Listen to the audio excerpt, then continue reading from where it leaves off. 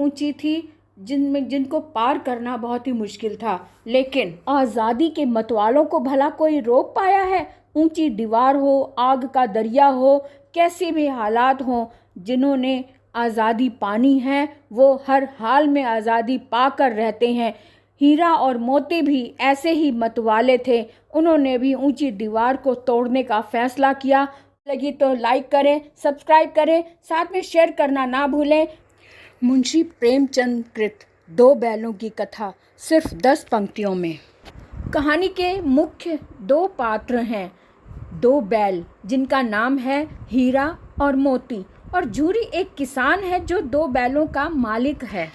गया झूरी का साला है जो बैलों को कुछ दिनों के लिए अपने घर ले जाता है, लेकिन बैलों को लगता है कि उन्हें बेच दिया गया है और इसीलिए वे गया के घर न जाने के लिए एड़ी चोटी का जोर लगा देते हैं। बड़ी ही मुश्किल से गया उन्हें अपने घर ले जाता है, लेकिन वहाँ से भी वो बचकर निकल आते हैं, भाग आते हैं। गया बैलों को फिर से नकेल डालकर अपने घर ले आता है। गया बैलों से बहुत काम करवाता है, पर खाने को सूखा भूसा ही देता है, जिनसे बैलों की भूख नहीं मिटती है। वे हर दम परेशान रहते हैं। लेकिन वहाँ गया की एक छोटी भतीजी होती है जिसे बैलों पर तरस आ जाता है, और वह छोटी लड़की बैलों को हर रोज़ ही 2 रोटी खिला जाती है। बैल बेचारे मन ही मन सोचते हैं, हमारी इतनी बड़ी देह और ये 2 रोटी, इनसे हमारा क्या बनेगा। परंतु लड़की की दयालुता को देखकर उनके मन में आता है कि चलो कोई तो है यहाँ पर हमारे बारे में सोचने वाला, इसलिए उसकी दी हुई रोटी से उनको बहुत संतोष मिलता है। अब भूख से परेशान होकर बेचारे हीरा और मोती वहाँ से भागने की कोशिश करते हैं, अपना खूंटा उखाड़ने की कोशिश करते हैं। यह देखकर छोटी लड़की उनकी सहायता करती है और खूंटे से उनकी रस्सियाँ खोल देती है और भीतर चली जाती है ताकि वो वहाँ से चुपचाप निकल जाएं। स्वयं को खुला हुआ देखकर दोनों बैल खुश होते हैं।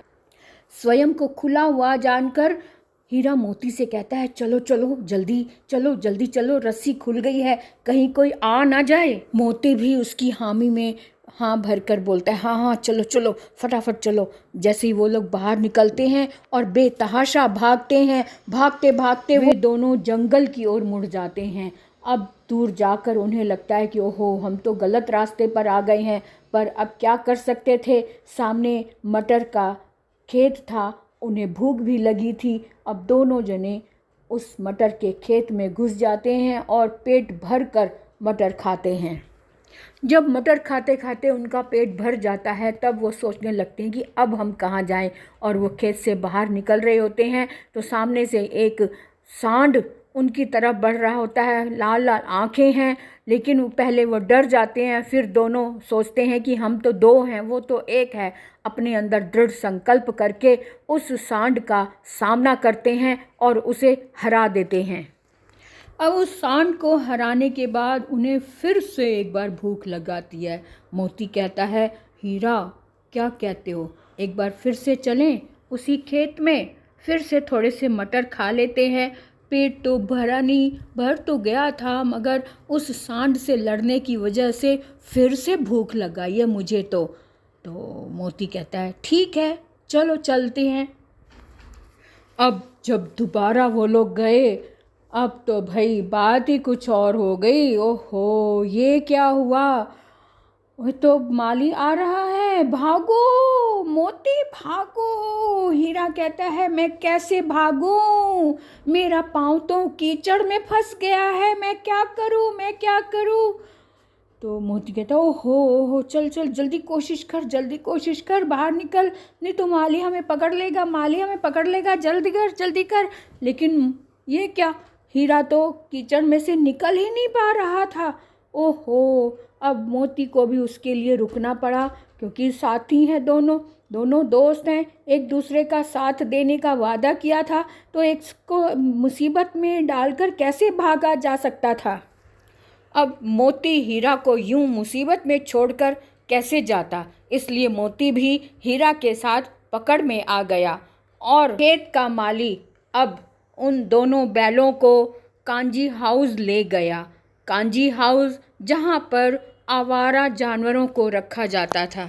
कांजी हाउस एक ऐसा स्थान था जहाँ पर जानवरों को, सभी तरह के जानवरों को रखा गया था, जहाँ पर गधे, बकरियाँ, बैल और घोड़े वगैरह भी थे और 4 दीवारी ऊंची थी जिनको पार करना बहुत ही मुश्किल था। लेकिन आज़ादी के मतवालों को भला कोई रोक पाया है? ऊंची दीवार हो, आग का दरिया हो, कैसे भी हालात हों, जिन्होंने आज़ादी पानी है वो हर हाल में आज़ादी पाकर रहते हैं। हीरा और मोती भी ऐसे ही मतवाले थे। उन्होंने भी ऊंची दीवार को तोड़ने का फैसला किया। अपने सींग मार मार कर उन्होंने दीवार को तोड़ दिया। अब यहाँ भी किस्मत ने साथ नहीं दिया। दीवार तोड़ी, बाकी जानवरों को आज़ाद करवाया, लेकिन उनका अपना खूंटा इतना सख्त था कि वो अपनी रस्सी तुड़ा नहीं पाए और यहाँ पर भी दोनों को एक दूसरे का साथ देने के लिए रुक जाना पड़ा। अब जब कांजी हाउस का मालिक आया तो उसने देखा कि दीवार टूटी पड़ी है, बाकी सारे जानवर बाहर थे, आज़ाद हो गए थे, मगर हीरा और मोती वहीं रह गए थे। अब उन्होंने ही कांजी हाउस के मालिक ने हीरा मोती को और भी कड़े पहरे में रख दिया और अगले दिन कसाईयों को बुलाकर उसकी बोलियां लगवा दी। अब जिस कसाई ने उन दोनों बैलों को खरीदा, हीरा मोती को जब खरीदा, तो वो जिस रास्ते से अपने घर लेके जा रहा था तो हीरा मोती को रास्ता बड़ा जाना पहचाना लगा। उनके आंखों में थोड़ी चमक आ गई। उनको लगा अरे वाह, ये तो हमारे अपने घर की ओर जाता हुआ रास्ता है। वो दोनों बड़े उतावले हो गए, खुश हुए और उनकी चाल में थोड़ी सी तेजी आ गई। जैसे ही उन्होंने अपने घर का रास्ता देखा, वो उन्होंने फौरन उस कसाई के हाथ से रस्सी तुड़वा कर भाग खड़े हुए और अपनी झूरी के पास, अपने मालिक के पास जाकर खूंटे में नांद में मुंह मारने लगे और वहाँ पे आस पड़ोस के भी बच्चे भी सभी खड़े हो गए और तमाशा देखने लगे कि अरे वाह, हीरा और मोती की जोड़ी जो है वो सलामत है और वापस अपने घर आ गई है। और झूरी भी उन्हें गले से लगा लेता है। झूरी उन्हें अपने बेटे के समान रखता है दोनों को, और हीरा मोती भी उन्हें पिता के तो दोनों इस तरह से हीरा और मोती ने अपनी स्वतंत्रता खुद के दम पर हासिल की और आखिर में उन्हें सफलता प्राप्त हुई। आपको 2 बैलों की कथा कैसी लगी मुझे कमेंट करके ज़रूर बताएं, और अगर अच्छी लगी तो लाइक करें, सब्सक्राइब करें, साथ में शेयर करना ना भूलें। कमेंट में ज़रूर बताएं कि ये कैसी लगी।